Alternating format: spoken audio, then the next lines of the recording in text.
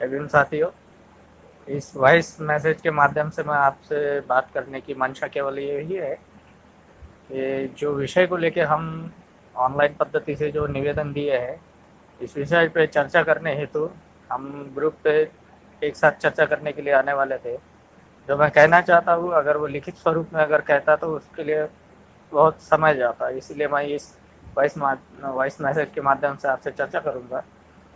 जिस विषय को हमने हाथ में लिया है, जो विषय आज महाराष्ट्र सरकार ने हमारे सामने लाया है, शिष्यवृत्ति, राजश्री शाहू महाराज शिष्यवृत्ति में इन्होंने जो प्रकार का चेंजेस किया है, इसीलिए एक समाज में रोष, एक विद्यार्थियों में रोष होने का, तथा हर समाज सेवी संस्था या पॉलिटिकल पार्टीज ने जो कुछ किया है, उसी माध्यम से यूथ पैंथर ने भी अपने निवेदन सौंपे हैं, जिसके परिणाम स्वरूप आज हम देख रहे हैं कि हमारे जो यूथ पैंथर के ऑनलाइन पद्धति से जो निवेदन गए हैं, इसके परिणाम स्वरूप आदरणीय श्री धनंजय मुंडे साहब को भी स्पष्टीकरण देने के लिए वीडियो बनाना पड़ा। वो वीडियो बना के हम लोगों को समझाना चाह रहे थे, लेकिन इसमें कितनी सच्चाई है या नहीं है, ये हम तब तक तय नहीं कर पाएंगे जब तक हम इस मुद्दे की जड़ तक नहीं पहुंचते। अब इस मुद्दे की जड़ तक पहुंचना हमारे लिए प्राथमिकता है, और इस प्राथमिकता को हम ध्यान में रखते हुए इस जड़ को हम पकड़ना चाहते हैं।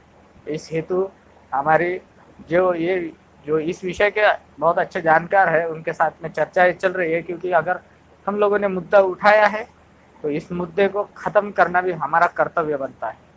अगर इस मुद्दे को हमने लिया है, इस मुद्दे को हम आखिरी तक के पहुंचाएंगे। आप सभी को इस हिंदी में इसलिए क्योंकि हमारे जो सुनने वाले भाई भाई बंधु है वो हर बोली वाले हैं, वे भी समझे। हो सकता है कि ये आज महाराष्ट्र में हो रहा है, अदर स्टेट में नहीं हो रहा है, इसीलिए जो हमारे जो यूथ पैंथर के फॉलोअर्स है, जो अनुयायी है, वे भी इस माध्यम से इस मैसेज को सुनेंगे, तथा जो मानवीय हकों का उल्लंघन करता है, अभी इस प्रकार का मैसेज इस माध्यम से पहुंचाया गया है कि इसमें विद्यार्थियों के हकों का उल्लंघन हो रहा है। आदरणीय श्री धनंजय मुंडे साहब, इन्होंने इसके ऊपर अच्छा खासा एक्सप्लेनेशन दिया है। कुछ एक्सप्लेनेशन उसके विपरीत भी हमारे पास में उपलब्ध हुए हैं। इसी हेतु हम सभी लोगों को पहले इस मुद्दे की जड़ तक पहुंचना है, और उसके बाद में हम इस मुद्दे को किस प्रकार से हम इसको पूर्णत्व करेंगे, ये हम लोग अभी देखेंगे। इसी पश्चात मैं आप लोगों से नम्र निवेदन करता हूँ कि जिस प्रकार से हम लोगों ने हमारी एकता को इस माध्यम से दिखाया है, जो जिस वजह से आज आदरणीय, सबसे प्रथम मैं आपसे एक बात कहते हो, हम जो है हम सोशल लोग हैं। हमारा कोई भी पॉलिटिकल पार्टी से, फिर वो पक्ष में हो विपक्ष में हो, हमारा इन लोगों से कोई लेना देना नहीं है। हमारा सीधा सा कहना है कि अगर आप मानवीय हकों का उल्लंघन करेंगे तो हम आपसे सवाल पूछेंगे, वो हमारा अधिकार है, संवैधानिक अधिकार है। तो अभी लॉकडाउन का समय चल रहा है, तो इसका मतलब ये नहीं है कि आप कुछ भी निर्णय ले लेंगे जिसमें आप जनता के उपरोक्त कोई भी चीज़ नहीं लाएंगे। जनता को आप विश्वास में लेते हुए कुछ भी चीज़ों पे ऊपर आप निर्णय लेंगे, ये सर्वथा अनुचित है। हमारा राइट जो है, हमारा संविधान जो बोलता है, इसके विपरीत आप कोई भी कार्य ना करें। सर्वप्रथम तो अगर कोई भी मुद्दे इसमें, अगर ये मुद्दा अगर विद्यार्थियों का हित करता है तो इसका विरोध पूर्ण तरीके से होगा। ये ये तो अभी हम लोग केवल निवेदन वगैरह दिए हैं। अभी पैंथर स्टाइल तो हम अभी चले नहीं है, लेकिन अगर पैंथर स्टाइल हम चलेंगे तो इन लोगों के लिए वो अच्छा नहीं होगा।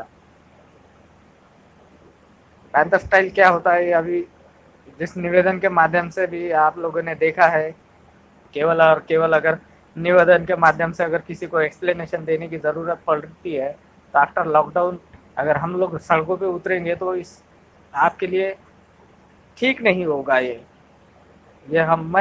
मैं उन लोगों को चेतावनी नहीं दे रहा हूँ, मैं उन लोगों से केवल अनुरोध कर रहा हूँ कि अगर किसी भी प्रकार से अगर ये निर्णय अगर विद्यार्थियों के अहित में है, तो इसे आप विद्यार्थियों के साथ में, अपने विरोधी पक्ष के साथ में आप इसको डिस्कस कीजिए। और जिन लोगों ने आज ये विषय को उछाला है, उन लोगों को कम से कम आप एक बार कॉन्फिडेंस में लेके उनके साथ में आपने चर्चा करनी चाहिए। अगर हम अभी इस प्रकार से आज हम बहुत बड़े संकट से गुजर रहे हैं, कोरोना महामारी के संकट से हम गुजर रहे हैं, इसका इम्पैक्ट भी हम लोगों को बहुत ज़्यादा पड़ रहा है। हम समझ सकते हैं सरकार शासन में जो लोग काम कर रहे हैं वो चुनौती से लड़ रहे हैं। इस चुनौती भरे माहौल में हम लोग आपके साथ में हैं, तो आप भी हम लोगों का अहित करने वाले कोई भी कायदे कानून इस समय तो नहीं लाना चाहिए। अगर काम करना है आप लोगों ने भी तो खुल के कीजिए, हमारे साथ में काम कीजिए, हम लोग भी आपके साथ में हैं। अगर आप विद्यार्थियों का हित करना चाहते हैं तो हम लोग जितने भी सामाजिक संगठन है, पॉलिटिकल पार्टीज है, वो आप लोगों के साथ में आएंगे। हो सकता है कि विपक्ष हो या बहुत से आईटी सेल्स जो अभी हर पक्ष के विपक्ष के बने हैं, वो एक दूसरे को बदनाम करने की साजिश रचते हैं।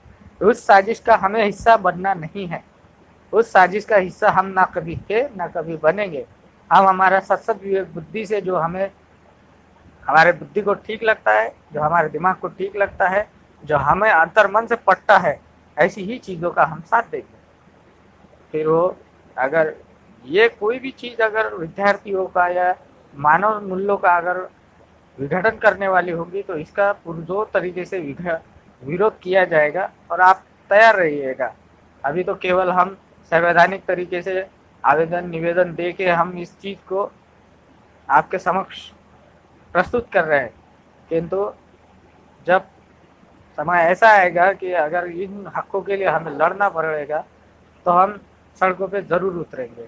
इसीलिए मेरा आप सभी यूथ पैंथर्स से एक नम्र निवेदन है कि अपने पेशेंस को बनाए रखें। जब तक हम इस समस्या की जड़ तक पहुंच नहीं जाते, इस समस्या को हम पूर्ण तरीके से जान नहीं ले जाते, तब तक हम लोगों को हमारा कार्य अविरत करना है।